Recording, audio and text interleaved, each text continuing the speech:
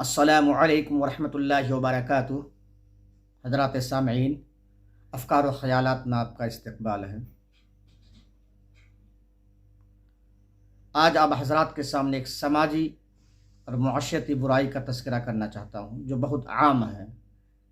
ہم میں سے کوئی بھی شخص اس کو اپنا گناہ نہیں سمجھتا، لیکن قرآن و حدیث میں اللہ تبارک تعالیٰ اور اللہ کے نبی صلی اللہ علیہ وسلم نے اسے گناہ کبیرہ بتلایا ہے، اور بتلایا کہ یہ حقوق العباد میں سے ہے۔ بندہ جب تک اس بندے سے معافی تلافی نہیں کرا لیتا، اللہ بتلائے کہ مغفرت نہیں کرتے ہیں، ان کی گناہوں کی بخشش نہیں کرتے ہیں۔ اللہ تبارک تعالیٰ قرآن کریم میں ارشاد فرماتے ہیں، یا ایھا الذین آمنوا اجتنبوا کثیرا من الظن ان بعض الظن اسم ولا تجسسوا ولا یغتب بعضکم بعضا ایحب احدکم ان یأکل لحم اخیہ میتا فکرہتموہ واتقوا اللہ ان اللہ تواب رحیم۔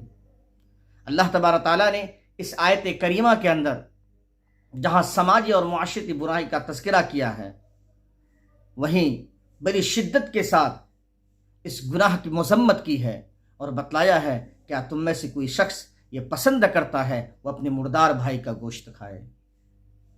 مردار کا گوشت ویسے ہی ہر شخص اس سے نفرت کرتا ہے، لیکن وہ مردار کا گوشت اگر کسی کا خود اپنا بھائی کا ہو تو بتائیے کہ کیا اس کو پسند کرے گا۔ اللہ تبارک تعالیٰ نے فرمایا کہ یہی مثال غیبت کی ہے۔ غیبت پیٹھ پیچھے کسی کی برائی بیان کرنا، کہ وہ شخص وہاں موجود نہ ہو اور اس کی پیٹھ پیچھے اس کی برائی بیان کی جائے، اور جب وہ سنے تو بس کا بتلایا کہ انہیں وہ برا لگے، کہا کہ غیبت اسی کو کہا جاتا ہے۔ آیت کریمہ میں اللہ تبارک تعالیٰ فرماتے ہیں، لا یغتب بعضکم بعضا ایحب احدکم ان یأکل لحم اخیہ میتا، کہ کوئی شخص کسی کی غیبت نہ کرے، پیٹھ پیچھے اس کی برائی بیان نہ کرے، ویسا یہ ہے جیسا کہ وہ اپنے مردار بھائی کا گوشت کھا رہا ہے۔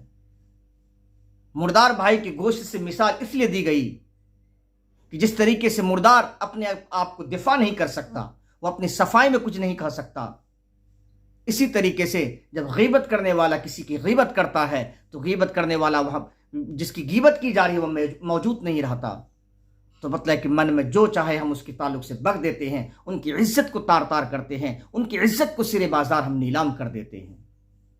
اللہ تبارک تعالیٰ فرماتے ہیں کہ اللہ سے ڈرو اور توبہ کرو، بغیر توبہ کے بتلائے کہ قبول یہ چیزیں نہیں ہے، اور اللہ تبارک تعالیٰ نے فرمایا کہ اللہ غفور رحیم ہے تو میں معاف کر دے گا۔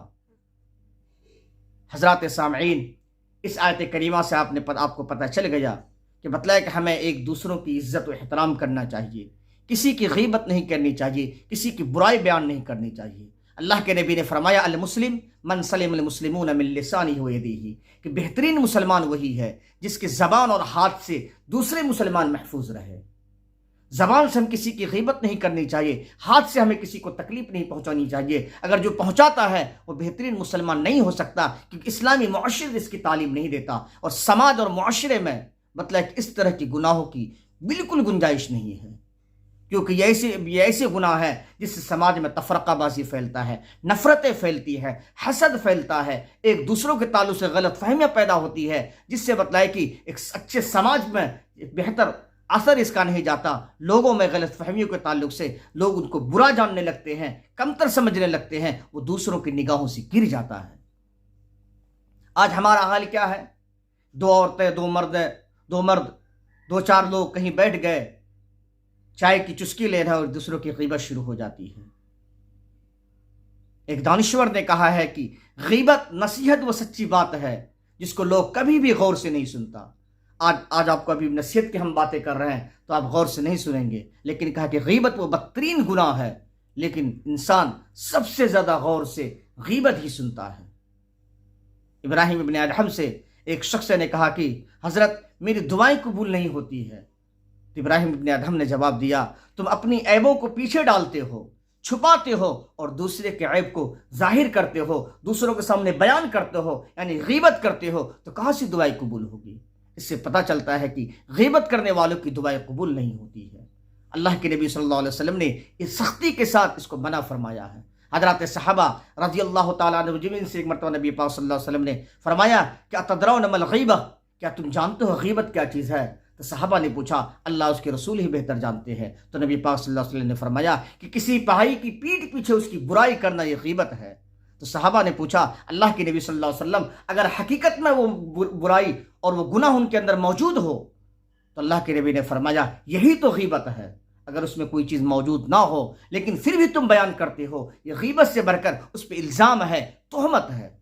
یہ غیبت کے تعلق سے غلط فہمی دور کرنے کی ضرورت ہے۔ بہت سارے لوگ کہتے ہیں کہ حضرت اس میں وہ برائی موجود ہے تو ہمیں بیان کرنے میں کیا مذائقہ؟ اللہ کے نبی نے فرمایا مذائقت یہی ہے کہ اصل میں غیبت اسی کو بولتے ہیں۔ اگر اس کے اندر وہ چیز اب نہیں ہے لیکن پھر بھی ہم بیان کرتے ہیں، اس پہ الزام ہے، تہمت ہے، جو اور زیادہ خطرناک ہے۔ ایک روایت کے نبی پاک صلی اللہ علیہ وسلم نے ارشاد فرمایا الغیبت اشد من الزنا، زنا کیسی سخت اور بدترین گناہ ہے، لیکن کہا کہ غیبت اس سے بھی بڑھ کر ہے۔ انسان نہ جانے اس غیبت کے تعلق، اس غیبت کے پس منظر میں کیا کیا بیان کر دیتا ہے، کتنی عزتوں کو ختم کر دیتا ہے، کتنی بتلائے کہ لوگوں کی سماجی اور معاشرتی برائی جو باعزت کے ساتھ وہ جی رہا ہوتا ہے، اس غیبت کی وجہ سے وہ شخص ان کو تار تار کر دیتا ہے۔ آج اسے سمجھنے کی ضرورت ہے، یہ سماجی ناسور ہے، یہ سماجی بیماری ہے، اس کا علاج بہت ضروری ہے۔ اس لیے محترم دوستو، اس کا علاج یہی ہے ہم دوسروں کی غیبت کو چھوڑ کر رجوع الی اللہ ہو جائے، اللہ کے ذکر میں مشغول رہیں، اللہ کی باتیں کریں، اللہ کی نبی کی سنتوں کا تذکرہ کریں، اس کو دوسروں کے سامنے پھیلائیں، بتائیں، بلغوا عنی ولو آیہ کی ایک مکمل تفسیر بن جائے، تب ہماری اصلاح ہو سکتی ہے۔ ورنہ ہم دوسروں کی اصلاح کے چکر میں خود غیبت کرتے رہیں اور اصلاح کی بات کرتے رہیں تو بتلا کہ نہ ہماری اصلاح ہو سکتی ہے نہ دوسروں کی اصلاح ہوگی۔ حضرات بات لمبی ہو گئی تو میں کہہ رہا تھا غیبت کے تعلق سے ہمیں بہت زیادہ محتاط ہونے کی ضرورت ہے۔ اللہ تبارک تعالیٰ اس سماجی اور معاشرتی گندگی سے ہم تمام حضرات کو محفوظ رکھے، اور آپ حضرات سے درخواست ہے کہ ہمارے چینل افکار و خیالات کو سبسکرائب کریں۔ نیکی اور دینی بات کو پھیلانا صدقہ جاریہ ہے، اسی طوفیل میں دوسروں تک بھی شیئر کرنے والے بنیں۔ اللہ تبارک تعالیٰ ہم تمام حضرات کو سننے سے زیادہ عمل کی توفیق عطا فرمائے۔ جزاک اللہ خیرہ۔ آپ سے درخواست ہے کہ ہمارے چینل افکار و خیالات کو سبسکرائب کریں، ویڈیو پسند آئے تو لائک کریں، شیئر کریں۔ جزاک اللہ خیرہ۔